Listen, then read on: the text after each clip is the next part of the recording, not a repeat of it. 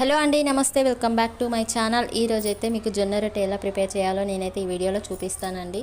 So ఈ వీడియోని ఎక్కడ కూడా స్కిప్ చేయకుండా వీడియో మొత్తం పూర్తిగా చూడండి. సో నేనైతే 3 కేజీల జొన్నలకి ఒక 3 చిన్న గ్లాస్తో రైస్ అయితే తీసుకున్నానండి. తర్వాత మెత్తగా పట్టించుకోవాలి. ఆ పిండిని బాగా మెత్తగా పట్టించుకొని అందులోకి ఒక ఆయిల్ అయితే మన పిండిలో అయితే ఆయిల్ అయితే ఒక స్పూన్ అయితే కలుపుకోవాలి. నేనైతే అది చూపించలేదు.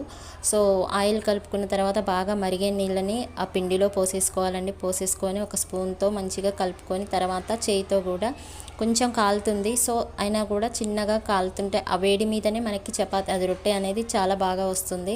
సో నేనైతే ఒక్కొక్క పిండి ముద్దనైతే తీసుకొని ఇలా మెత్తగా చేసేసుకోవాలండి. ముందు మెత్తగా పిండిని మొత్తం చాలా స్మూత్గా అయితేనే మనకి ఇలా రొట్టె అనేది సాగుతుంది. సో మనము కొందరేమో ఆయిల్తో చేస్తారు. నేనైతే పొడి పిండితో ఒక కవర్ మీద అయితే ఇలా పెట్టి ఇలా వెడల్పుగా చేసేసుకోవాలండి. ఇలా చేసేసుకొని చాలా చిన్నగా రొట్టె అనేది విరిగిపోకుండా ఇలా తీసి పెనం మీద వేసేసుకొని వేడి నీళ్ళు లేదంటే చల్లటి నీళ్ళు ఏవైనా సరే అందులో పైన పెట్టుకొని తడిపేసుకుంటే మనకి రొట్టె అనేది బాగా మెత్తగా వస్తుంది. తినడానికి కూడా చాలా ఈజీగా ఉంటుందండి. Thank you so much. Thanks for watching.